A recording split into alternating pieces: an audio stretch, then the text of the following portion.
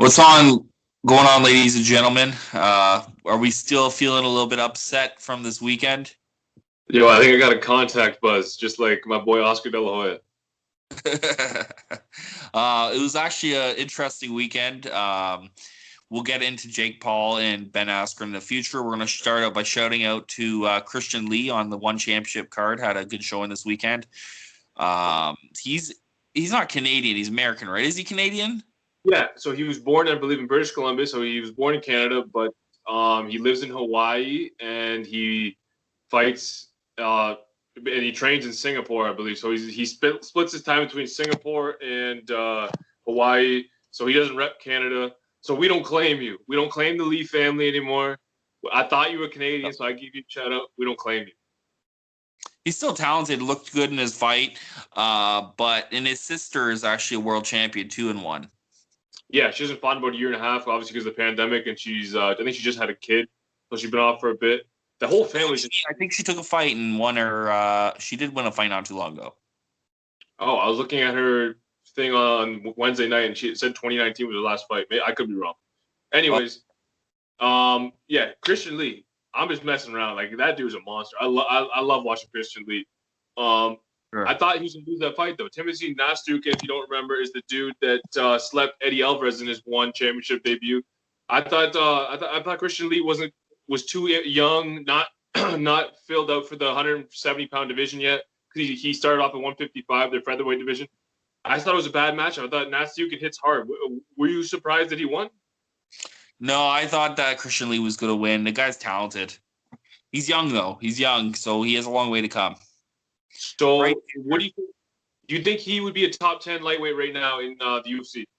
It's a toss-up because lightweight division is so tough right now in the UFC. But I do see him being competitive with like a Paul Felder or Dan Hooker, though. So, him and Dan Hooker would be a very nice fight. I would like that. Yeah. But Dan Hooker might be out of the top 10 soon, depending on his next fight. So, right. Okay. So I just want to give a quick shout out to our boy Martin Nguyen. So if you guys think Christian Lee looked good on Wednesday, our boy beat him twice, knocking him out once. So how good is Martin Nguyen? The man's a monster. You love him. That's my boy. He's gonna get it done next week. I think he fights next week or soon. Anyways, and Eddie Alvarez is a quick turnaround for you. One championship 4 next week. Yeah. So, did he stay in Singapore? Do you know, or did he come back to the States? What happened? Assuming he stayed there, but I'm not too sure. Yeah. Okay. What else we got? So you want to talk about Bellator? Right. Okay. So quick shout out to another Canadian. We do claim this one, Julia Budd. She looked good. What do you think? The UFC besides Tracy Cortez? Oh Lord. What do you think about her fight, Brady? She's struggling, man. Like, she wouldn't be able to fight the top girls right now, like Kat Zingano or Chris Cyborg, and be competitive. She doesn't throw enough output. I mean, that was a close fight, and she needs to be more active because when she's more active, she does damage. But for some reason, her last 4 fights, probably, she's just stopped throwing punches. Yeah. So was it unanimous decision? I actually didn't watch the fight. I just assumed, huh? Split decision, but she needs to be more output. I just assumed that she dominated. Okay. Yeah. That's so. What do you do with her? Do you have her fight Kat Zingano? Do you have Kat Zingano fight for the championship? What do you do? It's tough because Chris Arberg fights soon and she'll need an opponent. She doesn't want to sit out long. I don't know. You'd probably do Julia Budd versus Kat Zingano for a title eliminator. Makes sense. Yeah, and they both have a bit of a name recognition, so that's you could even do that as a main event. I wouldn't want it as a main event, but you could do it as a main event. Yeah, it wouldn't be the worst. Yeah, it wouldn't be the worst. Okay. Other than that, there wasn't a ton on the undercard that I was into. There was a 40-year-old kickboxer. Can't remember his name. He trained by Mark Munoz. I'm sorry, I'm blanking on his name. Something Daniel. Raymond Daniels. Raymond Daniels. This dude, man. This dude was a savage, a straight up like sniper out there. He beat the dude handily, very handily, dominated every round, and the guy retired after the fight. So 40 years old, young Raymond Daniels. Look out for this guy, monster. What else do we have? Co-main event was Yagshi Miradov versus Corey Anderson for the quarterfinals of the light heavyweight Grand Prix. What'd you think? I didn't think Corey looked that good. He got rocked. I don't know. It was but the thing is, like, Corey, I thought was, I don't know. I thought he was going to lose, but I did think Corey looked worse than, I don't know how to say it. I wasn't really that impressed. It was, if Corey was going to win the fight, it's how he was going to win it. Well, yeah, he won in a Corey Anderson style, but I know what you're saying. He got hit with some good shots. He got hit with a right lead uppercut, rear uppercut, and a question mark kick to the head. Both of them kind of rocked him. So, I mean, but the thing is, he came into this fight, people was questioning his chin because of the Blachowicz fight. Doesn't that kind of prove that he can take a shot? Those were big shots. He can take a shot, but I still think he's a little chinny. I don't think he'll be able to take a Ryan Bader shot as well. That's what I was going to get to next. So, in my opinion, I think the wrestling cancel each other. I don't see either of them being able to take each other down, not early. Anyways, one of them's going to have to get tired before one person's taken down. So that makes it a kickboxing match. I think Bader has the power advantage, but I think Anderson mixes it up better with his kick. So it's an interesting fight. I'm not going to give my prediction right now, but yeah, I'm very interested in this fight. Yeah. Okay. So then on the main event, the another quarterfinal for the matchup, the light heavyweight championship, we had our boy Vadim Nemkov taking on Phil Davis, who was previously his toughest fight yet. And it was another tough fight. Another very close fight. Yeah, it was 48-47. I scored it 3-2 for the same. But it was close all over around. I think the input was just more there for Vadim. Yeah. I was impressed. That's the first time he's ever gone 5 rounds. If you haven't yet, go check out his fight with Yuri Prokaska. It's in Risen, so if it's an opening round, it's a 10-minute round. That's ridiculous. But at the end of that round, he was so exhausted he couldn't get off the mat, and Big John McCarthy had to stop the fight. That being said, he was winning the round. He was winning the ground exchanges. He was doing better work on his feet. So I'm not saying his conditioning is fully improved because he still got tired. He still lost those 2 last rounds, but he did good things, even though he was losing those 2 last rounds. Yes, he made it. So that could be a problem going forward in this tournament if somebody wants to drag, like a Corey Anderson or a Bader could drag it late. But I don't see Romero or Rumble giving those problems late. So it all depends. It all depends. It's going to be interesting how this plays out. Nemkov looked good. I'm happy he won that fight. And still. But we did have some UFC this weekend. We did have, we're not going to talk too much about it. We'll touch on, I guess, Andrei Arlovski. Yeah, man. I picked him to win. I don't think you did. Did you pick Andre? I did. Yeah, I did. I picked him over Chase Sherman. I mean, Andrei Arlovski's still doing the damn thing. It's crazy. At like 40-some years old, he's had like 30 fights in the UFC or I don't know, some record now. But he's still doing the damn thing, and it's impressive. So the closing seconds of the 3rd round, Chase Sherman yells at Andrei Arlovski because Andrei's moving laterally, hit him with leg kicks and jabs. I thought you were a legend. Why are you running? Dude, what are you talking about? Just because you have horrible footwork and you can't track down anybody, like that's not Andre's fault. You're losing the fight. You have to make something happen, not Andre. Yeah, I don't know. Chase Sherman's not the best fighter out there, but I'm very happy that Arlovski won this fight. He's definitely the biggest gatekeeper in the UFC. He's always going to be there. But it's good to see him being 3 in his last 4 fights, so it's not bad. Yeah, and then after the fight, Chase asked him to sign his gloves. Like, are you serious, bro? You're talking that kind of shit, and then you want to go ask him to sign your gloves? Anyways, I thought it was funny. I didn't like it. Shout out to Andre the Pitbull getting it done. And then in the co-main, no, what was that the co-main event? That was the co-main. I forget Arlovski was the co-main. Okay, Tracy Cortez got a win, hard-fought split decision. I thought she should have won unanimous, but she got it done. Whatever. On this card, huh? Lots of split decisions on this card. But she looked good. I'd like to see her get a ranked opponent now. Yeah, me too. And then main event, we had Robert the Reaper Whitaker, a.k.a. Bobby Knuckles, taking on Calvin Gastelum. Dude, has Robert ever looked that good before? Yeah, he looked the best he's probably looked. Well, it's close with the Jacare fight, but he looked amazing. I don't think Calvin really even did anything to him that Robert didn't have an answer for. I thought it was going to be a competitive fight. I thought it was going to be maybe a 48-47, but I didn't think he would dominate the way he did it. And he just, I mean, it's time to give him another title shot against Izzy. Yeah, I mean, every time Kelvin landed his left hand, because that's really all he did was land a left hand every now and then.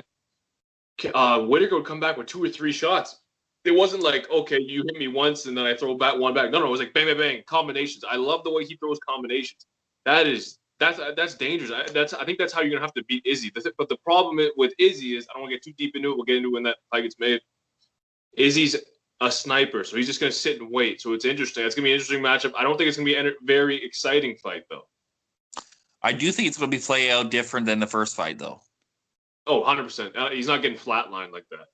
No. I think it's going to be way more competitive, and you're going to see Whitaker could walk out with the belt. I'm not going to give my prediction right now, but we'll get to that in the future. Yeah. Okay. So that's pretty much for UFC. Then we had the circus act that was Triller Fight Club 2. Dude, I mean, first of all, the whole production I didn't like as much as the first Triller fight with Jones Tyson. I thought the white ring looked better with the white ropes in the first fight. This black ring I didn't like. The music in the first one I didn't like, but it was only 1 song or 2 songs in between fights. They had 2 hours straight of a whole concert. Yeah, it's pretty ridiculous. We didn't pay for that. I mean, I didn't pay for it at all, but people that did pay for it did pay for it. And let's be real here, like people are also talking about the pay-per-view buys at 1.3 million, which is great, but wasn't the price range a little different than a McGregor fight or a Jorge Masvidal fight, if I'm correct? Yeah, it was only $50. So it's a little bit cheaper, so that makes a big difference. I don't know. Let's talk about the fight. I mean, we'll get into Frank Mir first. Frank Mir actually going to give him respect. He went 8 rounds with a full-time or former world champion. 6 rounds with a former world champion. He actually didn't look in bad shape. No, I think this is the best shape we've seen Frank Mir since his UFC days for sure. But my thing is, yeah, I give Frank Mir 100%. I want Frank Mir to win. I'm a Frank Mir fan. But I don't think that Cunningham was trying to knock him out. I scored every round for Cunningham. I didn't think it was a competitive fight. I think at some point Cunningham could have stopped him. Mir was out, like gassed. His tank was gone after 3 rounds. And he didn't. I don't think he wanted to embarrass him like that. But still, all the respect in the world for Frank Mir for taking that fight and going into the boxing when he didn't have to do that. Especially when you're seeing a lot of these MMA guys go to boxing. Have you ever noticed that they're not boxers in MMA? Like, we're going to get into the Ben Askren fight. Like, Ben Askren, definitely not a striker. Frank Mir is more of a ground game guy. Let's remember that. He was known for his ground game. He had good boxing, but he was not really known for the hands. So we'll get into the Ben Askren fight. I was a little surprised it ended in the first round, which contemplates the idea that it was Time out. I want to talk about that Regis Prograis Ivan Redkach disaster. I didn't see it. Dude, it was messed up. I think it was the 6th round. So Regis won every round. It wasn't a very competitive fight, but he was doing his thing. You know, Regis, he's landing shots. And then he lands a right hook to the body, but his forearm glanced Redkach's hip. So just his forearm touched his hip. Yeah. Okay? Ivan instantly grabs his balls and falls on the ground and is crying, literally crying, can't get up. They have the doctor comes in. The doctor grabs his trunks and starts pulling them back. Like, I've never seen like this in my life.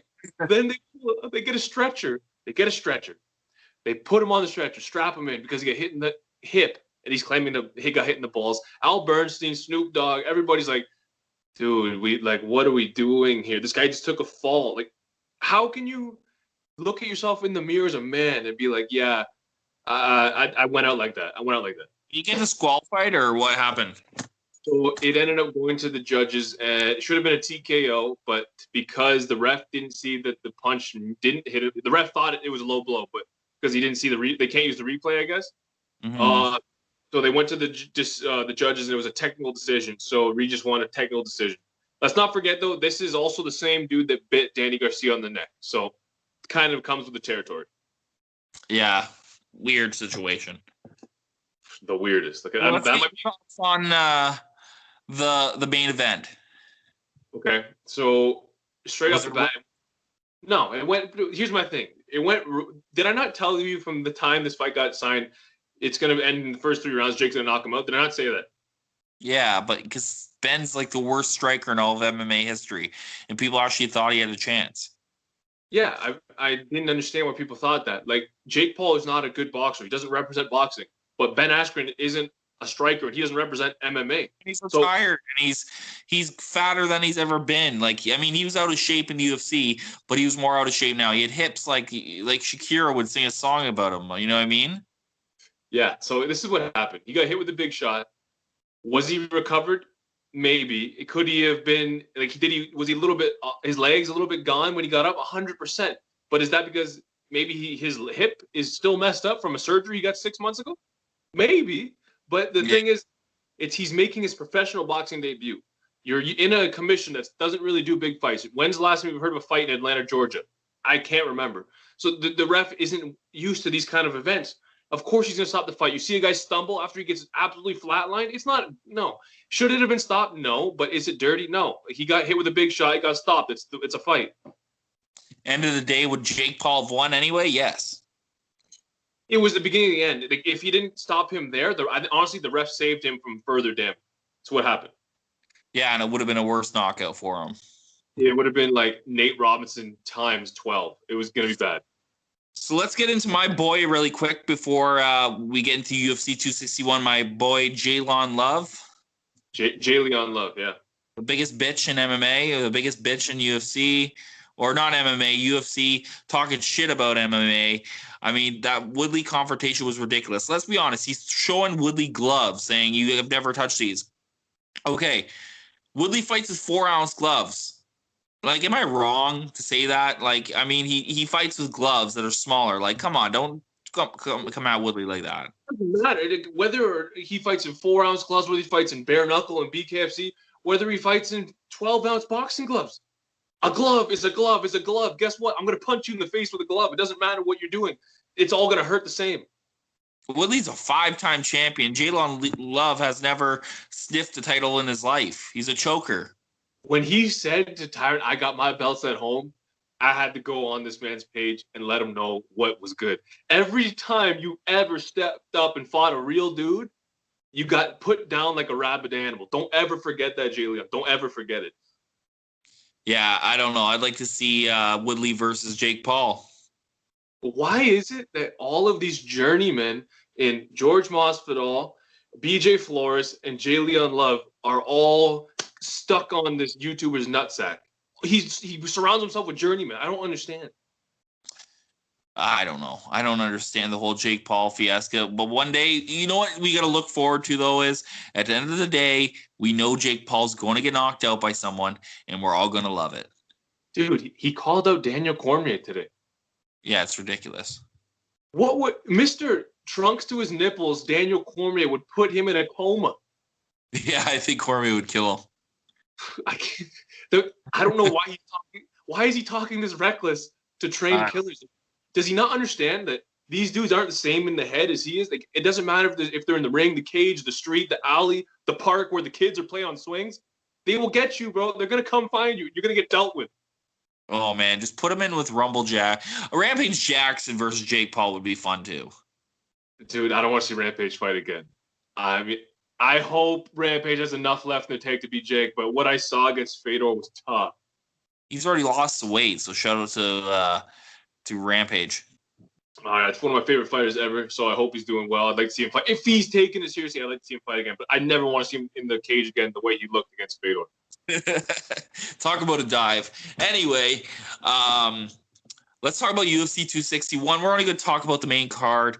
I mean, Alex Oliveira versus Randy Brown is the only fight I really care too much about. We do got Tristan Connolly on the prelims, which isn't bad, but let's get to the main card, and we're starting off with Anthony Smith versus Jimmy Crute.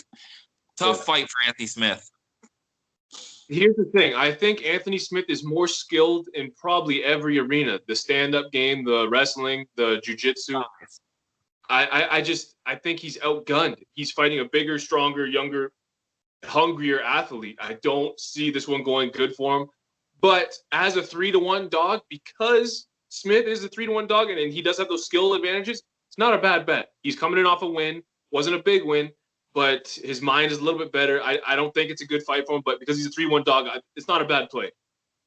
I love Anthony Smith. I love when he fights. I mean, nice dude in the world. Like, he could have taken Aljo Sterling way out of the John Jones fight, like, manned it up. I think we all, even your brother, me, we all got a lot of respect for Anthony Smith after that John Jones fight.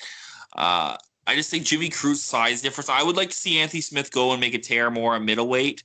I think he'd look better back in that division. He's the type of guy that would do great at 195 pounds if there was a 195 pound division. Yes. He was contender. He's not a small light heavyweight though. He's not. He's in the same category as like a Thiago Santos, those kind of guys that came up from middleweight. Even Jan Blachowicz isn't that much bigger than him. But Jimmy Cruz just a huge light heavyweight. Yeah, so I don't know. I think that Jimmy Cruz gets it done. I think it'll be a unanimous decision. I wouldn't be too worried. I wouldn't be surprised if it was a stoppage though. Yeah, I don't want to see that. But anyways, shout out to the Lionheart. I hope he gets it done. And then in another fight on that card, my prediction? Yeah. Oh, I got unanimous decision for Jimmy Cruz. Okay, same. All right, then we got Uriah Hall versus Chris Weidman, the rematch we've all been dying for. This is a toss-up because, like, I'm a huge Chris Weidman fan, but he has, between him and Luke Rockhold, you know who has the worst chin. But if you look at a Chris Weidman fight, I mean, I don't know who has the worst chin. Chris Weidman wins every second of every fight. Have you noticed that? That every fight he's winning against Romero, Jacare, every fight, Gegard Mousasi, he was winning every single fight, and then he loses because his chin just gives out, gets knocked out. It's sad because he could be one of the greatest of all time. And yeah, he has some wins on his record. It's like, I didn't know, like, they don't even make sense. Like, he pulled off a Calvin Gastelum win after he had gotten battered 3 or 4 times. And then he just came back and beat Akhmaliev, who I didn't think he was going to beat. Win too. It's a good win, man. I don't. This is one of those fights I'm not touching. I'm not betting it because you got Chris Weidman who could grapple him the whole fight, could do that. Should. Or he gets touched with a snow cone and he goes to sleep. Like, we don't know what's going to happen. We have no idea what's going to happen in this fight. That's getting clipped. A snow cone. Like, the worst chin in MMA? Like, I don't know. Toss up. We should pull this. Comment below. Luke Rockhold or Chris Weidman? I don't know. Yeah, it's tough. It's tough. But regardless, I'm not betting on it. But if I had to make a pick, I'm gonna go Weidman unanimous. I guess. I think. Yeah, I got Weidman unanimous, but I would like to see Weidman make a run at the middleweight division again. He's still fairly young. I think he's like 35, 36. Older young, but like he hasn't fought as much. But he's also taken damage, so he could be old. I think the time off has been good. He looked good in his last fight against a very tough Amari. I think he gets a 2-fight winning streak going and takes Uriah Hall's momentum. Yeah, I mean, I kind of want to see Uriah Hall get to that title shot. He's never had it. He had all this hype coming out of the Ultimate Fighter, even though he lost to Kelvin Gastelum. But I would just like to see him get into that title picture. It'd be nice. I'm happy with whoever wins this fight. Yeah.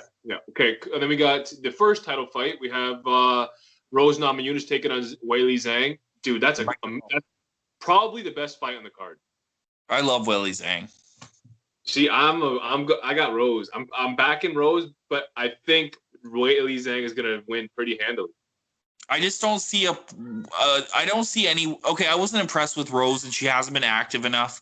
I wasn't impressed with Rose in her Andrade fight. Her second fight, she didn't look good. Really got beat up in the 3rd round. I think the later this fight goes, the later that Weili Zhang is going to finish her. If it goes, like, I think Rose is going to win the first 2 rounds, but Weili Zhang is going to win the last 3 pretty handily. And, well, not even the last 3. She might even stop her in the 4th or 5th. I think, yeah, the longer the fight goes, this is the worst for Rose in this fight. So here's my thing with that. If the best Rose shows up, Rose wins this fight, and it will be pretty one-sided. But yeah, Rose, she comes in, she looks great, then she loses. She comes in, doesn't look good, then she wins. It's like I don't know what I'm getting with Rose. Like the What's best. Her head at? Huh?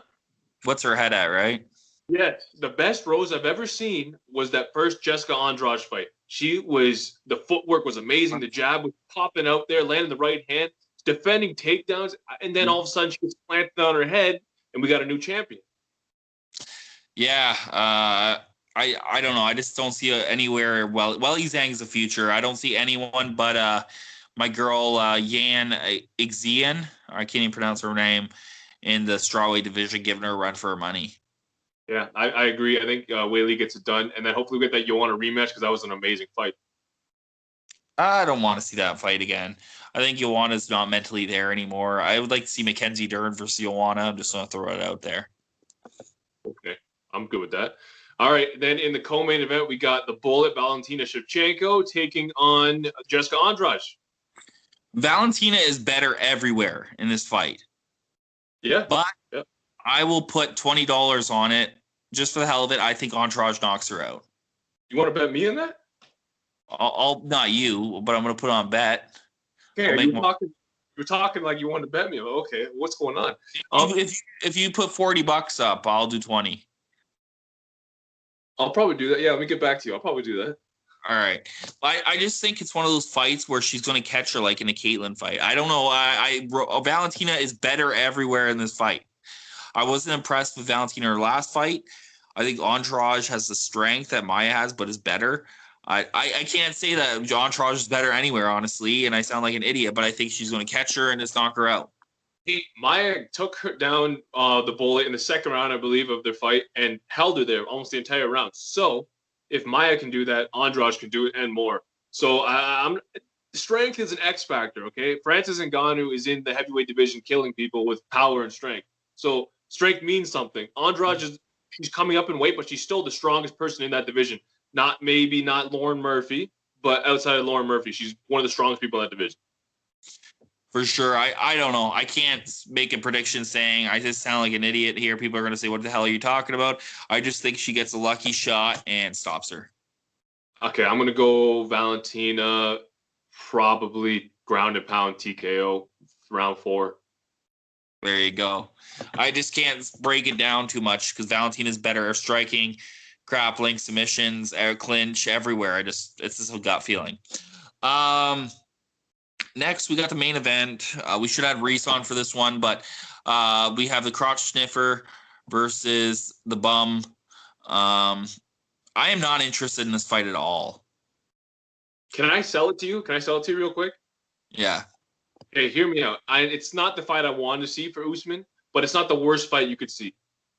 No one is talking about the fact that Masvidal came in on 6 days' notice, had to cut over 20 pounds in 6 days, and won the first round. Did a lot of good things. He landed some good body kicks, which I advise him not to do this fight. I want to see overhand rights. I want to see him using that jab. I want to see him whenever Usman tries to throw that jab, because apparently Usman thinks he's a boxer now. Parry that shit. Come over top of the right hand. That's it. I don't want to see you using your kicks unless they're on the legs. Chop up the leg, counter right hands. That's what I want to see. There's a chance. I do think that Usman's going to stand up with him a lot more. Mentality. That's not smart. But he's going to have a championship mentality that he's going to stand up with him. And I think Jorge is going to beat him up for 2 rounds. And Usman's going to catch him in a striking exchange and knock him out in the 3rd round. You think he's going to knock out George on the feet? I do. A lot of those exchanges were fast in the 1st round, and either one of them could have got caught in the first fight. I just think Usman's striking's got a lot better, and he's going to knock out Jorge Masvidal 3rd round. That would be he does that. That we're talking like pound for pound, like where he's top 3 right now, but like he's could break. Yeah, he could break number 1 spot doing some kind of shit like that. But they both have good chins. We've seen that Usman's been rocked. I think Masvidal's been stopped actually before, a long time ago. But it's not the fight I want. I want Kobe versus Usman too. That's the fight that needs to be made instead. But this is another circus, and I think Usman puts a stop to the circus. Okay, my official pick, Usman, unanimous decision. I think if he wins, it's going to be ugly the way he did the first time. I can't see him doing nothing with George on the feet. Anything else you want to add to that, or do you want to quickly mention the Pettis fight? Yeah, let's mention the Pettis fight, my boy. who's actually underrated. We're always talking about on our page now, and a lot of pages are talking about the best of each division. Pettis is like underrated. No one ever puts him in the lightweight discussion. Yeah, when you had Benson up there, I'm like, I think Pettis beat him twice. How's Pettis not there? But it's credentials, right? Yeah, I guess. I think Pettis is better, but Pettis should get this done. He's got a tough fight in Clay Collard. Clay Collard's a good boxer. He's been fighting top-ranked boxing in the last few fights. Used to fight in the Yeah, so I want to see Pettis take him down. I don't think Pettis should stand with him. But the kicking is totally different, and there's levels, man. Like, let's be real. I guess, but I mean, Clay Collard's been beating some serious guys, like guys he shouldn't have been beating. Like he was underdog in a lot of those boxing matches. Oh, don't get me wrong. I think Clay Collard wins a unanimous decision. But yeah, Pettis should probably take him down, but I think he stands with him. I just have a feeling he's going to win split decision. So you think Clay Collard in this one? Yeah, I just think that Pettis mentally isn't there anymore. Man, that'd be disappointing. I want to see Pettis get that PFL title. I think having the PFL title, WEC title, and the UFC title, that'd be something special. That would, but fairy tales are in books. Yeah, fair enough. Okay, last thing I'm going to say before we get out of here. Oscar De La Hoya, I tried to pop the balloon, my friend. I tried. I didn't know where the balloon was. I looked for it, couldn't find it. I did my best. Sorry, sir. And before we cut up, J. Leon Love, you're a bitch. We're out.